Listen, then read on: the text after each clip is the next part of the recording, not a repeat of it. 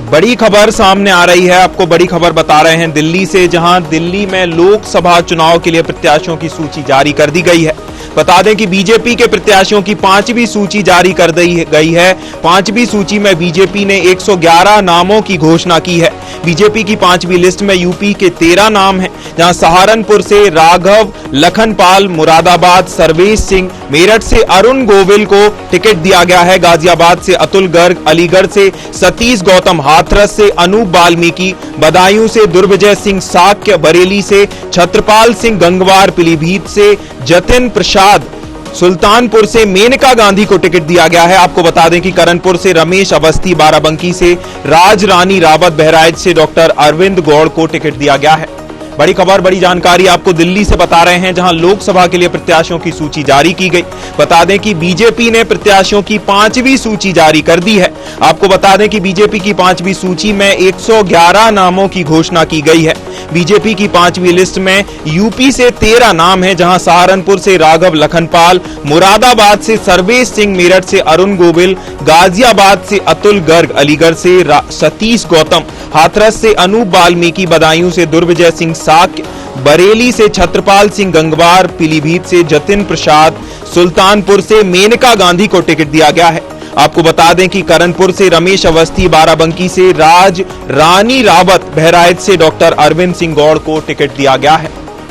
यह बड़ी खबर आपको दिल्ली से बता रहे हैं, जहां लोकसभा के लिए प्रत्याशियों की सूची जारी कर दी गई। बता दें कि बीजेपी ने प्रत्याशियों की 5वीं सूची जारी की है। आपको बता दें कि बीजेपी की 5वीं सूची में 111 नामों की घोषणा हुई है।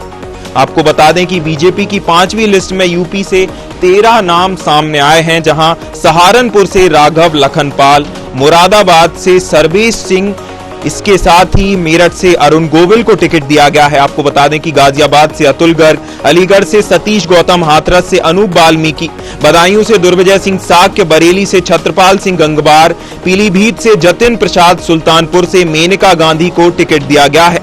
आपको बता दें कि करणपुर से रमेश अवस्थी, बाराबंकी से राज रानी रावत, बहराइच से डॉक्टर अरविंद सिंह गौड़ को मैदान में उतारा गया है। यह बड़ी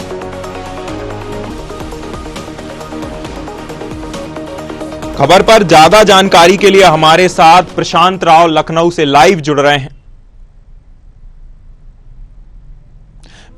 प्रशांत जी, लोकसभा चुनाव को लेकर बीजेपी ने अपनी 5वीं सूची जारी कर दी गई है। इसमें 111 नामों की घोषणा की गई है। क्या कहना चाहेंगे, क्या कुछ जानकारी है? बिल्कुल, देखिए बीजेपी लगातार जो है उत्तर प्रदेश के साथ ही देश के अन्य कोनों में लगातार बीजेपी कैंडिडेट की लिस्ट जारी कर रही सीटें हैं। सहारनपुर राघव लखनपाल, जिनको यहाँ पर टिकट दिया गया है। राघव लखनपाल ये सहारनपुर दंगे में एक बार चर्चा में आए थे, और उसी समय जो भीम आदि के संस्थापक रहे चंद्रशेखर, इन दोनों के बीच में एक कार्यक्रम को लेकर टकराव हुआ था। इसके बाद जो है राघव लखनपाल को यहाँ का हार का सामना करना पड़ा था। यहाँ पे एसपी हसन ने चुनाव जीता था। अब यहाँ पर राघव लखनपाल है, इनको कोई बीजेपी ने यहाँ भरोसा जताया है। दूसरा, अगर मुरादाबाद से देखा जाए, सर्वेश सिंह को टिकट दिया गया है। यह बीजेपी के काफी वरिष्ठ नेता है। मेरठ में अरुण गोविल को टिकट दिया गया है। यह नाम बड़ा चर्चा में था कि मेरठ से अरुण गोविल को यहाँ टिकट दिया जा सकता है, तो अरुण गोविल को यहाँ पर बीजेपी ने प्रत्याशी अपना बनाया है।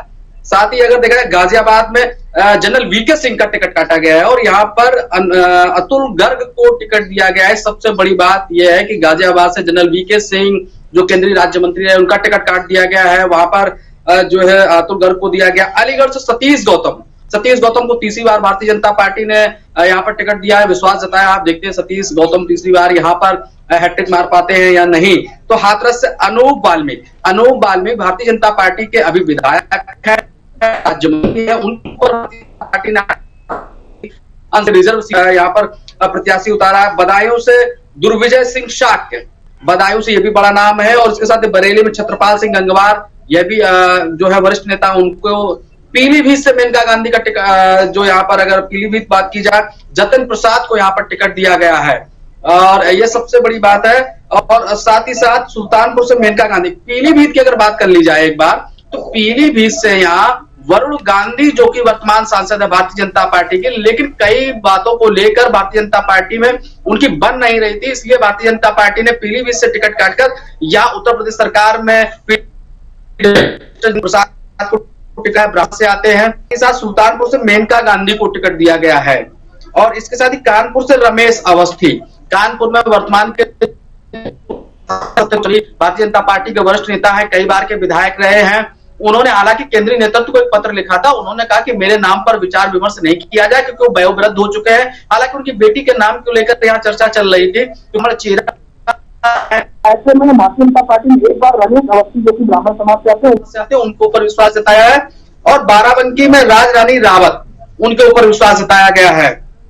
ये भी एक जो है चर्चित नाम है। आपको बता दें कि बाराबंकी के जो सिटिंग एमपी हैं यहाँ पर उपेंद्र रावत, वो एक सेक्स जो स्कैंडल है उसकी सीडी जारी हुई थी, उसमें कई उनके ऐसे अभद्र जो चित्र थे। उसके बाद जो लगातार भारतीय जनता पार्टी की फजीयत हो रही थी, उनके नाम को लेकर विचार विमर्श चल रहा था। हालांकि यहाँ जो दावेदार दिख रही थी वो प्रियंका रावत पूर्व सांसद थी, लेकिन उनकी जगह यहाँ पर राजरानी रावत को टिकट दिया गया है। साथ ही साथ बहराइच की बात की जाए तो डॉक्टर अरविंद गौड़ को यहाँ पर टिकट दिया गया है। उत्तर प्रदेश में भारतीय जनता पार्टी ने जितने भी टिकट दिए हैं ये बड़े महत्वपूर्ण टिकट हैं और चर्चित नामों को भारतीय जनता पार्टी के चाहे वरिष्ठ नेता रहे हो या समाज सेवा में लंबे समय से काम किया हो या जनप्रतिनिधि रहे हो, लंबे समय से काफी राजनीति का अनुभव है, ऐसे लोगों को टिकट दिया है। पीलीभीत से वरुण गांधी का नाम कटना ये सबसे बड़ा चर्चा का विषय न और क्योंकि लगातार जिस तरीके से बगावत देखी जा रही थी, एक चीज और थी कि पीलीभीत से जिस तरीके से जाना जा रहा था कि हो सकता है भारतीय जनता पार्टी से टिकट अगर यदि वरुण गांधी का कटता है तो समाजवादी पार्टी वहां उनको टिकट दे दे, लेकिन समाजवादी पार्टी ने पहले से ही गंगवार को वहां पर उतार दिया है प्रत्याशी। तो ऐसे में समाजवादी पार्टी विचार विमर्श कर सकती है या वरुण गांधी को अन्य किसी पार्टी से वहां टिकट हो सकता है। हालांकि अभी जिस तरीके से कयास लगाए जा रहे हैं कि वरुण गांधी निर्दलीय भी चुनाव लड़ सकते हैं, उन्होंने 5 सेट नामांकन पत्र लिए हैं। जी प्रशांत, पीलीभीत से आपने जैसा कि बताया कि पीलीभीत से वरुण गांधी का टिकट काटकर मेनका गांधी को सुल्तानपुर से टिकट दिया गया है और वरुण गांधी का तो टिकट ही काट दिया गया है, तो मेनका गांधी के इस टिकट के फेरबदल का क्या कुछ कारण रहा? देखिए, फेरबदल ये भारतीय जनता पार्टी है, कभी भी किसी भी राष्ट्रीय नेता को किसी भी सीट से उतार सकती है। उसका एक आकलन भी यह होता है कि राष्ट्रीय नेता की पहचान क्या है, अस्तित्व क्या है और इसके साथ ही भारतीय जनता पार्टी का वजन क्या है, नेता ने कितना क्षेत्र में काम किया है, जनप्रतिनिधि होते हुए या केंद्रीय मंत्रिमंडल में जब रहे हैं, तो ये आकलन भी होता है। उसके साथ जाति समीकरण है और उसके साथ ही भौगोलिक समीकरण है, साथ ही साथ धार्मिक समीकरण होते हैं, कुछ मुद्दे भी होते हैं। इसके आधार पर भारतीय जनता पार्टी जो है सीटों का फेरबदल भी समय समय पर करती रहती है। ऐसे में मेनका गांधी की सीट बदला जाना और सुल्तानपुर भेजना, क्योंकि सुल्तानपुर अगर देखा जाए तो वहीं अमेठी है, रायबरेली है और मेनका गांधी क्योंकि गांधी परिवार, नेहरू गांधी परिवार से आती हैं, हालांकि उनकी जो जिठानी है वो चुनाव लड़ती हैं यहाँ पर रायबरेली से। उसके साथ ही जो उनके भतीजे हैं राहुल गांधी, वो अमेठी से चुनाव लड़ते हैं, बगल में ही सुल्तानपुर से उनको यहाँ टिकट दिया जाना, तो ये भारतीय जनता पार्टी एक ध्रुवीकरण के तहत यहाँ पर मेनका गांधी को उतारा है ताकि गांधी परिवार का जो किला है वो और खिसकाया जा सके। हालांकि जिस तरीके से देखा जाए कांग्रेस की जो पूर्व जो नेता है या फिर कहा जाए कि पूर्व जो अन्य तमाम जो पदाधिकारी थे उन्होंने कांग्रेस छोड़कर भारतीय जनता पार्टी का दामन थाम लिया था। तो ऐसे में कांग्रेस की जो स्थिति है वो रायबरेली हो, अमेठी हो या प्रतापगढ़ हो, काफी दयनीय हो चुकी थी। तो ऐसे में उस दयनीय स्थिति को और अति दयनीय बनाने को लेकर यहाँ मेनका गांधी को उतारकर जो रायबरेली सीट केवल बची थी यहाँ पर कांग्रेस के पास, उसको भी खत्म करने को लेकर ये बड़ी रणनीति है। हालांकि पहले से ही रायबरेली की सांसद सोनिया गांधी राज्यसभा में जा चुकी हैं, तो ऐसे में इस सीट को तो रिक्त होना ही था, लेकिन यहाँ पर भी कांटे की टक्कर आप, क्योंकि मेनका गांधी जब सुल्तानपुर से चुनाव लड़ेंगी तो अमूमन भारतीय जनता पार्टी का प्रचार करेंगी और ये सब सीटें जो है बॉर्डर की सीटें हैं, तो ऐसे में इन सीटों को भी भारतीय जनता पार्टी जीतने की कोशिश करेगी। प्रशांत, बीजेपी ने बहुत बहुचर्चित नाम अरुण गोविल, रामायण सीरियल के राम कहे जाने वाले अरुण गोविल को मेरठ से टिकट दिया है। इसके साथ ही हम काफी दिनों से देख रहे थे कि कंगना रनौत काफी पिछले दिनों से राजनीति में सक्रिय चल रही थी, उन्हें भी हिमाचल के मंडी से टिकट दिया है। तो ये विचारधारा का फेर है या फिर सेलिब्रिटीज की इमेज का फायदा पार्टी लेना चाहती है? प्रशांत, देखिए, विचारधारा का फेर भी हो सकता है ना, इसके साथ क्योंकि सेलिब्रिटी से बहुत से जो प्रशंसक होते हैं वो जुड़े होते हैं और उनको ऐसा लगता है, जो जनता होती है कि जो सेलिब्रिटी बोलेंगे वो सत्य होगा और जो लोग वो लोग अभिनय कर रहे हैं वह भी सत्य होगा। इस आधार पर कोई भी दल ऐसे जो अभिनेता होते हैं उनको टिकट देने में चूक नहीं करते हैं, चाहे वो भारतीय जनता पार्टी हो, कांग्रेस हो, चाहे फिर यहाँ समाजवादी पार्टी हो, तो ऐसे अभिनेताओं को समय समय पर टिकट देती रही है और हिमाचल के मंडी से जहां पर कन्ना रनौत को टिकट दिया गया है और मेरठ से अरुण गोविल जो कि रामायण पात्र रहे हैं, उन्होंने भगवान श्री राम का रोल किया है, एक आदर्श पुरुष बन चुके हैं। राम मंदिर निर्माण जब हो रहा था उस समय उनके जो वीडियोस थे काफी यहाँ चर्चित हो रहे थे, यहाँ पर वायरल हो रहे थे। तो एक आस्था का विषय है और मेरठ सीट से उन्हें जो टिकट दिया गया है तो इसी आस्था के बल पर वहां जीत सकते हैं वो।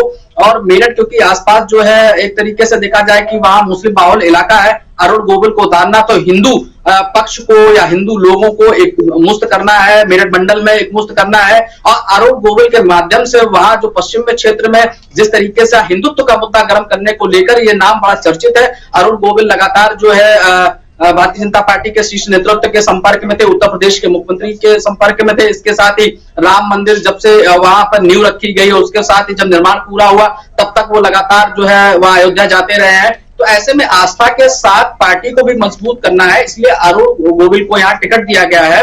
अरुण गोविल के आने से पश्चिम क्षेत्र में भारतीय जनता पार्टी को बड़ी मजबूती मिल सकती है। यहाँ राम मंदिर के नाम पर, भगवान राम के नाम पर, हिंदुत्व के नाम पर भारतीय जनता पार्टी अरुण गोविल के नाम से यहाँ पर उनके जो कहा जाए कि जो उनके अभिनय रहा है रामायण सीरियल में, उसके आधार पर यहाँ मजबूती से कदम रख रही है भारतीय जनता पार्टी और एक माहौल बनाएगी, हिंदुत्व के नाम पर हो या राम मंदिर के नाम पर हो। और इससे जो पश्चिम क्षेत्र में हिंदू और मुस्लिम का जो एक यहाँ पर फैक्टर देखा जाता है उसमें भारतीय जनता पार्टी मजबूत पैठ बनाने का काम करेगी। अरुण गोविल क्योंकि एक चर्चित अभिनेता है, उन्होंने भगवान श्री राम का रोल किया है, तो ऐसे में जो भगवान श्री राम के चाहे किसी भी जाति के लोग हों, किसी भी धर्म के लोग हों, तो अरुण गोविल के नाम पर वहां जो है वोट भारतीय जनता पार्टी को जरूर मिल सकता है। और जब ये वोट मिलेगा तो उससे होगी। प्रशांत, आपसे मेरा आखिरी सवाल ये रहेगा कि वरुण गांधी, जैसा कि आपने बताया कि वरुण गांधी को एक तरह से पार्टी ने साइडलाइन कर दिया है, तो ये उनकी परफॉर्मेंस को लेकर कुछ सोचा जा रहा था या कोई और कारण रहा? अब बिल्कुल देखिए, वरुण गांधी की बात की जाए कि कोरोना काल के बाद जिस तरीके से भारतीय जनता पार्टी ने अपना एक एक स्टैंड लिया, उसके बाद अगर देखा जाए कि दूसरी बार यहाँ 2022 में उत्तर प्रदेश में मुख्यमंत्री योगी आदित्यनाथ की सरकार बनी, साथ ही साथ यहाँ देखा जाए कि जिस तरीके से वरुण गांधी भारतीय जनता पार्टी की कई नीतियों का विरोध कर रहे थे, रोजगार के मुद्दे को लेकर उन्होंने एक मंच पे कह दिया कि जय श्री राम के नारे लगाने से रोजगार नहीं मिल जाता, लोगों का पेट नहीं भरेगा। साथ ही साथ जो 5 किलो मुफ्त अनाज देने की बात है उसको लेकर भी उन्होंने कटाक्ष किया था कि 5 किलो अनाज से लोगों का जीवन नहीं कट जाएगा। इस तरीके से लोगों को जो है गुमराह किया जा रहा है। तो ऐसे कई वक्त जो उनके वाक्य थे या पर कहे कि वक्तव्य थे, वो भारतीय जनता पार्टी के विरोध में थे, पार्टी की गाइडलाइन के विरोध में, पार्टी की नीतियों के विरोध में थे। इसीलिए भारतीय जनता पार्टी का शीर्ष नेतृत्व लगातार जो है उनसे नाराज चल रहा था। और एक चीज और निकल कर आई थी, गांधी और वरुण गांधी की विदेश में मुलाकात हुई है, हो सकता है दोनों भाई कांग्रेस में मिलकर बड़ी एक लकीर खींच सकते हैं भारतीय जनता पार्टी के लिए। तो यह भी संशय भारतीय जनता पार्टी को था, लेकिन ये एक पार्टी की लेकर वरुण गांधी ने विरोध किया, उसका खामियाजा वरुण गांधी को भुगतना पड़ा और पीलीभीत से उत्तर प्रदेश सरकार के जितिन प्रसाद को टिकट दिया गया। हालांकि जितिन प्रसाद कोई छोटा नाम नहीं है, जितिन प्रसाद कांग्रेस की सरकार में सांसद भी रहे हैं और मंत्री भी रहे हैं और 2022 से पहले वो भारतीय जनता पार्टी में शामिल हो गए थे और उसके बाद उत्तर प्रदेश सरकार ने उनको यहाँ मंत्रिमंडल के पद से नवाजा और पीडब्ल्यूडी विभाग दिया। तो ये जो है कि जितिन प्रसाद ब्राह्मण समाज से आते हैं, ऐसे में पश्चिम क्षेत्र में और खासकर अगर देखा जाए शाहजहांपुर है, बरेली है, बदायूं है, रामपुर है, जहाँ जो अगर जितिन प्रसाद की बात की जाए तो काफी प्रभाव रखते हैं। तो ये वो भी भारतीय जनता पार्टी के पाले में जाने का काम करेगा, क्योंकि जितिन प्रसाद एक सत्तावर नेता भी है, शिक्षित भी है और उनके परिवार को काफी रिस्पेक्ट भी मिलती रही है, कई बार जनप्रतिनिधि भी रहे। इस बिहाफ पे यहाँ पर जितिन प्रसाद भी मजबूत प्रत्याशी है जितने वरुण गांधी हैं। जी प्रशांत, बहुत धन्यवाद आपका अहम जानकारी के लिए। तो वरुण गांधी की पार्टी की नीतियों पर कटाक्ष करना उनकी टिकट कटने का कारण बन गया। बड़ी खबर आपको दिल्ली से बता रहे हैं, जहां लोकसभा के लिए प्रत्याशियों की सूची जारी कर दी गई है। बीजेपी के प्रत्याशियों की 5वीं सूची जारी की गई है। 5वीं सूची में बीजेपी ने 111 नामों की घोषणा की। बीजेपी की 5वीं लिस्ट में यूपी के 13 नाम हैं। सहारनपुर से राघव लखनपाल, मुरादाबाद से सर्वेश सिंह, मेरठ से अरुण गोविल, गाजियाबाद से अतुल गर्ग, अलीगढ़ से सतीश गौतम हाथरस से अनूप वाल्मीकि को टिकट दिया गया है।